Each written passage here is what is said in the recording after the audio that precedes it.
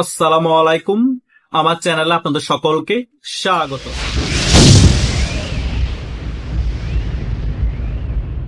বাংলাদেশ আওয়ামী লীগের কর্মীরা কি জিনিস আমি আপনাদেরকে বলেছিলাম না?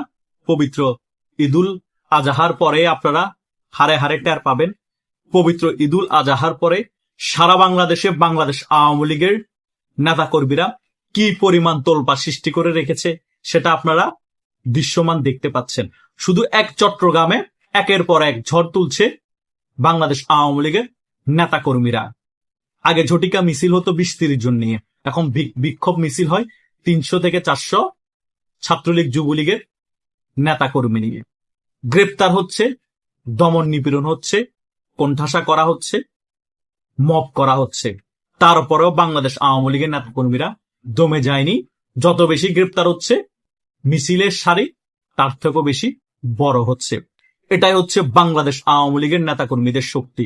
শুধু তাই নয়, গত একদিন আগে নোয়াখালীর মধ্যে যে কারিশমা দেখিয়েছে বাংলাদেশ আওয়ামী লীগের নেতাকর্মীরা, সেটা দেখার মতো ছিল। প্রায় হাজারের মতো মানুষ রাজপথে নেমেছে, জয় বাংলা স্লোগানে প্রকম্পিত করে তুলেছে। পুলিশের কাছে নাকি গতকালকে নিউজ ছিল, জুমার নামাজের পরে নোয়াখালীর মধ্যে বাংলাদেশ আওয়ামী লীগের নেতা কর্মীরা রাজপথে নেমে জয় বাংলা স্লোগানে প্রকম্পিত করে তুলতে পারে। সেখানে পুলিশকেও নিয়োগ দেওয়া হয়েছিল, তারা কিন্তু জুমার নামাজের পরে রাজপথে নামেনি।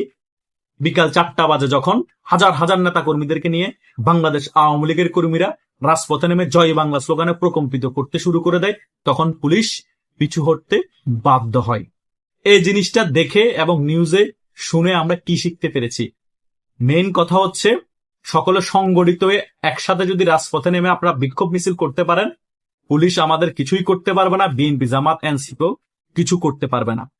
চট্টগ্রাম শহরের মধ্যে যে আলাদা আলাদা নেতার যে সকল ঝটিকা মিছিলগুলো হচ্ছে, এক মিছিলে 100, 200, 300 করে ছাত্রলীগ যুবলীগের নেতা কর্মীরা থাকছে, কিন্তু সকল নেতার কর্মীরা যদি এক জায়গায় এসে একটা বিক্ষোভ মিছিল করতে পারে, সেই বিক্ষোভ মিছিলে কয় হাজার মানুষ হবে? মিনিমাম 3 থেকে 4 হাজার।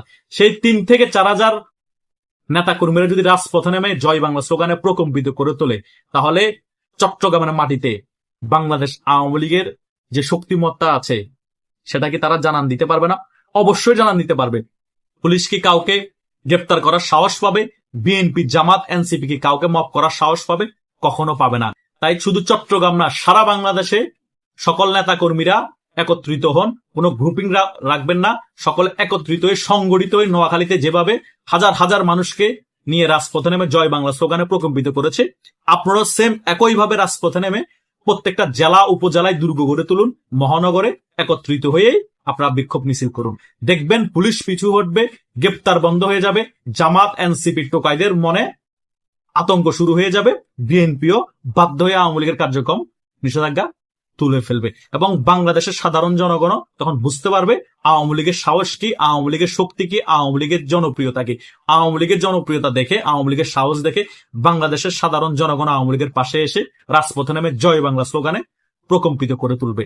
আমি এটা সবসময় বলি, বাংলাদেশ আওয়ামী লীগ এমন একটি রাজনৈতিক দল, কিভাবে রাজপথে নেমে রাজপথ কাঁপাতে হয়, কিভাবে খুব তাড়াতাড়ি সংগঠিত হতে হয়, সংগঠিত হয়ে রাজপথে নেমে জয় বাংলা স্লোগানে প্রকম্পিত করতে হয়, খুব ভালো করে জানে। সেটা কিন্তু পবিত্র ঈদুল আজহার পরেই বাংলাদেশ আওয়ামী লীগের নেতা কর্মীরা দেখিয়ে যাচ্ছে।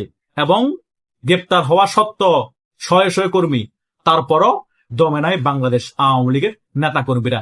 200 গ্রেপ্তার করলে 500 আওয়ামী লীগের নেতা কর্মীদেরকে নিয়ে রাজপথে নামছে, 500 গ্রেপ্তার করলে 1000কে নিয়ে রাজপথে নামছে।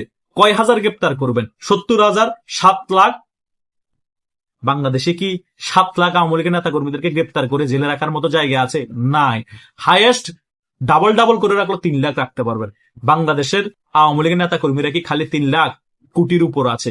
এখনো সকলে ঐক্যবদ্ধ হয়ে রাজপথে নামছে না, হয়তোবা ছিটে ছাটা কয়েক লাখ এখন বাংলাদেশে নামার চেষ্টা করছে। যখন এটা কোটিতে রূপান্তরিত হবে, সারা বাংলাদেশে যখন জোয়ার বইবে, সাথে বাংলাদেশের জনগণ থাকবে, তখন আপনারা কোথায় যাবেন? এখনো সময় আছে।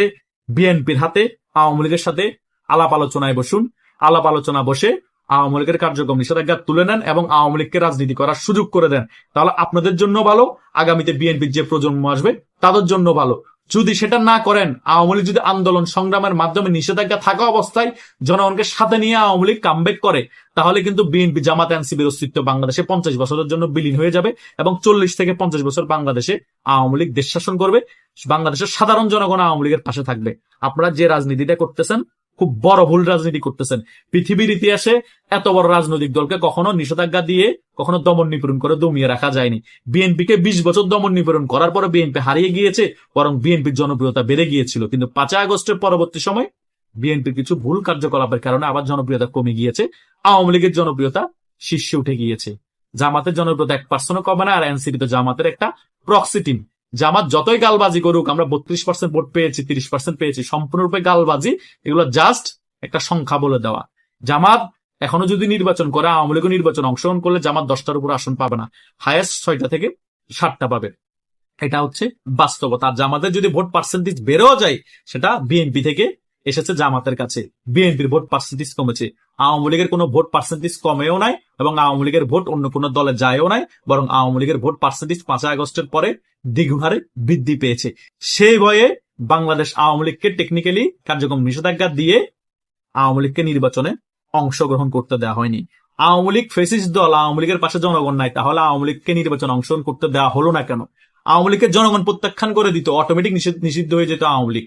তার মানে তাদের মনে ভয় ছিল, এই অবস্থায় যদি আওয়ামী লীগের কলা গাছও নির্বাচন অংশগ্রহণ করে, আমরা 5 আগস্টের পর থেকে যা কিছু করেছি, আওয়ামী লীগের কলা গাছও এমপি হয়ে যাবে, 100-র উপর আওয়ামী লীগ আসন পেয়ে যেতে পারে, হয়তো বা ক্ষমতায় চলে আসতে পারে। আর ক্ষমতায় না আসলো বিরোধী দলে থাকবে এবং পরবর্তী নির্বাচনে 200-র উপর আসন পেয়ে আবার ক্ষমতায় বসে যাবে। এই সকল ভয়ের কারণে আওয়ামী লীগের কার্যক্রম নিষেধাজ্ঞা দিয়ে রাখা হয়েছে, আওয়ামী লীগকে কোণঠাসা করে রাখা হয়েছে এবং ছাত্রলীগকে নিষিদ্ধ করে রেখেছে। এমন কোনো কাজ নাই আওয়ামী লীগকে বিলীন করার জন্য তারা করে নাই। যতই আওয়ামী লীগকে কোণঠাসা করার চেষ্টা করেছে, যতই আওয়ামী লীগকে বিলীন করার চেষ্টা করেছে, ততই আওয়ামী লীগ শক্তিশালী রূপে ফিরে আসার জন্য জানান দিচ্ছে। অলরেডি রাজপথ কাঁপাচ্ছে, যতই গ্রেপ্তার বাড়ছে ততই আওয়ামী লীগের রাজপথে শোডাউন বাড়ছে, যতই আওয়ামী লীগকে কোণঠাসা করা হচ্ছে ততই আওয়ামী লীগের বিক্ষোভ মিছিল বাড়ছে। তার মানে বোঝা যাচ্ছে বাংলাদেশে আওয়ামী লীগের শক্তি কতটুকু। বাংলাদেশে যদি আর কোন রাজনৈতিক দলকে এভাবে নিষিদ্ধ করে রাখা হতো কার্যক্রম, এবং ছাত্র সংগঠনকে এভাবে নিষিদ্ধ করে রাখা হতো, তারা ঝটিকা মিছিল তো দূরের কথা, তারা ঘর থেকেও বাইরে হতো না। গর্তের ভিতর ঢুকলে আরো 20 বছর তারা গর্ত থেকে বাইরে হতো না। কিন্তু আওয়ামী লীগকে দমন নিপীড়ন করা হয়েছে, জেলে ঢুকানো হচ্ছে, মব করে মেরে ফেলা হচ্ছে, তারপর আওয়ামী লীগ বিক্ষোভ মিছিল করছে, তারপর আওয়ামী লীগ শক্তির জানান দিচ্ছে। এটা একমাত্র কোনো ব্র্যান্ড আলা রাজনৈতিক দল ছাড়া কেউ করতে পারে না। আমি সবসময় আপনাদেরকে একটা কথা বলি, বাংলাদেশ আওয়ামী লীগ কোনো রাজনৈতিক দল নয়, বাংলাদেশ আওয়ামী লীগ হচ্ছে একটি ইতিহাসের নাম। বাংলাদেশ আওয়ামী লীগ ইতিহাসের নাম বিধায় বাংলাদেশ আওয়ামী লীগ এত খারাপ অবস্থায়ও রাজপথে তাদের শক্তি সামর্থ্য জানান দিতে সক্ষম। এটা বাংলাদেশে একটা ইতিহাস। পৃথিবীতে হয়তো এরকম ইতিহাস আছে, কিন্তু বাংলাদেশের ইতিহাসে এরকম খারাপ অবস্থায় এত শক্তিমত্তা জানান দেওয়ার মতো কোন রাজনৈতিক দল বাংলাদেশে আসে নাই এবং ভবিষ্যতেও আসবে না। আশা করছি আমি এই ভিডিওর আলোচনায় যে বিষয়গুলো বার্তা দিতে চেয়েছি আপনারা ক্লিয়ারলি বার্তা পেয়ে গিয়েছেন আমি কি বোঝাতে চেয়েছি। তারপরে যদি কোনো কনফিউশন থাকে এই ভিডিওর কমেন্ট বক্স আছে, সেখানে কমেন্ট করতে পারেন। ধন্যবাদ সকলকে।